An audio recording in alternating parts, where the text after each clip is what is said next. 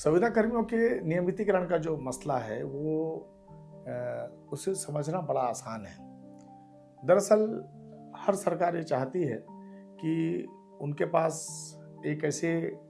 काम करने वाले की फौज हो जो बेहद कम कीमत पर अपनी ज़्यादा से ज़्यादा सेवा दे सके। इसको हम इस तरीके से समझ सकते हैं कि आप ये देखिए कि जो निजी स्कूल है, प्राइवेट स्कूलों में जो शिक्षकों की भर्ती होती है उसमें उनको कितनी वेतन या कितनी व्यवस्था मिलती है, छुट्टियां कितनी मिलती हैं, उनके ऊपर वर्कलोड कितना होता है। और सरकारी स्कूल में जो शिक्षक होते हैं उनकी जो नियुक्ति की प्रक्रिया के बाद जब उनकी नियुक्ति होती है उनको वेतन, उनके भत्ते, उनके अवकाश, उसकी सुविधा कितनी है। यदि हम दोनों को देखेंगे तो ये समझ में आएगा कि जो निजी स्कूल है उसमें काम करने वाले जो शिक्षक हैं वो बेहद कम कीमत पर बेहद महत्वपूर्ण जिम्मेदारी निभाते हैं और अच्छी शिक्षा प्रदान करते हैं। हम ये भी देखेंगे कि सरकारी स्कूलों के जो शिक्षक हैं उनके बच्चे निजी स्कूलों में पढ़ते हैं। इवन ये भी व्यवस्था होती है कि सरकारी जो बड़े अफसर हैं उनके बच्चे भी निजी स्कूलों में पढ़ते हैं। जब ज़्यादा पैसा पाने के बाद शिक्षकों पर भरोसा नहीं होता है और वे निजी स्कूलों पर आश्रित होते हैं, तो उसकी वजह क्या है? दरअसल एक पैमाना ये बन गया कि सरकारी स्कूल में सरकारी सुविधाओं के साथ जो लोग आ जाते हैं तो एक उनका सिस्टम बन जाता है और उस सिस्टम के भीतर उनको बहुत सारी सुविधाएं इस तरीके से मिलती हैं कि सरकार की एक व्यवस्था बन जाती है कि वो लोगों को पाले पोसे उनका बोझ उठाए। और ये व्यवस्था बिगड़ी तब जब 1993 में, हम थोड़ा पीछे जाएंगे, 1993 में मध्य प्रदेश के समय दिग्विजय सिंह की सरकार आई और कांग्रेस की सरकार ने एक बड़ा फैसला लिया कि उन्होंने पंचायती राज लागू किया। त्रिस्तरीय पंचायती राज अधिनियम 1993 में दिग्विजय सिंह के दौरान लागू हुआ और 1994 में शिक्षा कर्मियों की पहली भर्ती हुई। उसके लिए एक मानक ये बनाया गया कि पंचायत, ग्राम पंचायत, जनपद पंचायत और जिला पंचायत इस स्तर पर नियुक्तियां होंगी। और ये प्रक्रिया इस तरीके से अपनाई गई कि ग्राम पंचायत पंचायत में जो बेरोजगार हैं, जो पंचायत के रहने वाले हैं, उनको नौकरी देगी। जनपद के भीतर जो स्कूल हैं जहाँ पर वैकेंसीज हैं वहाँ पर जनपद स्तर पर नियुक्तियाँ होंगी वर्ग 2 के लिए और लेक्चरर की नियुक्ति जिला पंचायत के द्वारा होगी। और इस तरीके से धीरे धीरे धीरे करके शिक्षा कर्मियों की एक बड़ी फौज तैयार हो गई और सरकार को लगने लगा कि जब बेहद कम राशि में शिक्षकों का एक बड़ा वर्ग काम कर रहा है तो हम क्यों उनको बहुत ज़्यादा कीमत दे करके उनको सरकारी सुविधाओं से जोड़ें। और ये चलता रहा और जो शिक्षाकर्मी बने थे उन्होंने इस आस में नौकरी शुरू की कि आज नहीं तो कल हमारी नियमितीकरण की स्थिति बनेगी। और शिक्षा कर्मियों की नियुक्ति के बाद दशकों तक ये आंदोलन चला। लगभग 2 दशक के बाद, 2 दशक ये कहेंगे कि हाँ, 2 दशक के बाद एक स्थिति ऐसी बनी कि शिक्षा कर्मियों के लिए नियमितीकरण का रास्ता खुला। छत्तीसगढ़ में वो रास्ता पूर्ववर्ती मुख्यमंत्री रमन सिंह के दौर में वो शुरू हुआ और उन्होंने नियमितीकरण को लेकर के एक व्यवस्था देनी शुरू की। और यह प्रक्रिया होते होते होते होते एक लंबा वक्त निकला और इस बीच में कई ऐसे शिक्षाकर्मी थे जिनकी उम्र भी निकल गई, वो सेवानिवृत्ति के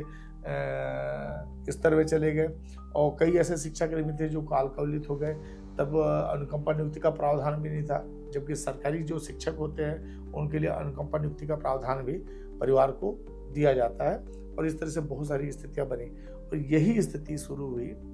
एक बीमारी के तौर पर, वो थी संविदा कर्मी। संविदा कर्मियों के साथ एक ये व्यवस्था हुई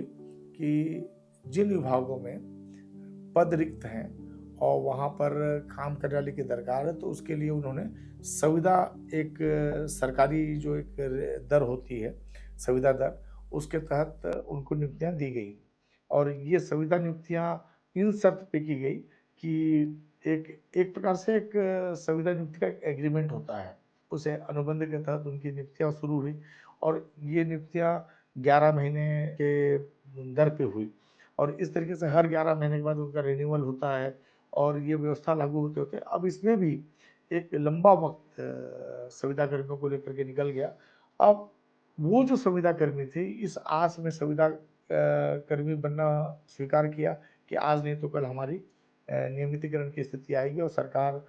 कभी तो हमको नियमित कर देगी। और जब एक बड़ी फौज आज छत्तीसगढ़ में लगभग 12 से 15,000 संविदा कर्मी हैं, जो नियमितीकरण की माँग को लेकर के मूल माँग उनकी नियमितीकरण है, यानी उनको सरकारी कर्मचारियों की तरह वेतन और तमाम जो सुविधाएँ हैं उनको दी जाए, इसके लिए वो आंदोलनरत हैं। उनके आंदोलन का समर्थन इसलिए किया जाना चाहिए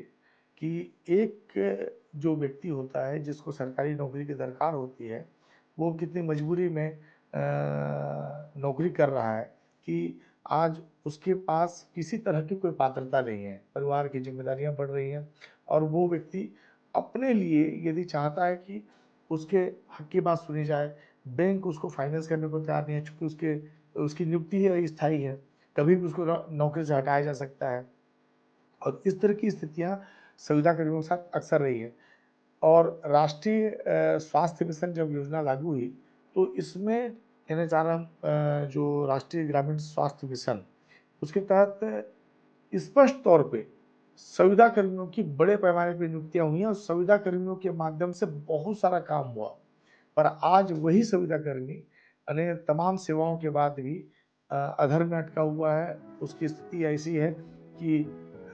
वो किसी भी चीज़ के लिए खुद को ज़िम्मेदार ठहराने की स्थिति में नहीं है, परिवार को चलाने की स्थिति में नहीं है। सरकार यदि इस चीज़ को करना चाहती है तो उसमें बाधा सबसे बड़ी ये आ रही है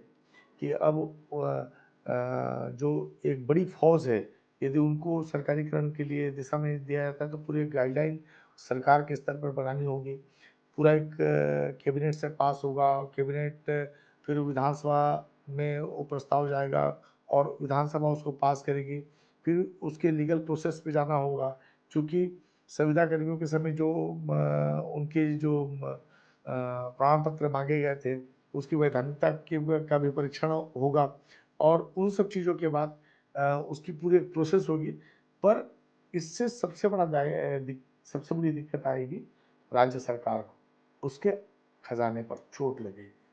और खजाने पे जो चोट लगेगी वो कम से कम आज यदि हम देखते हैं तो छत्तीसगढ़ में लगभग 6 से 7,000 करोड़ का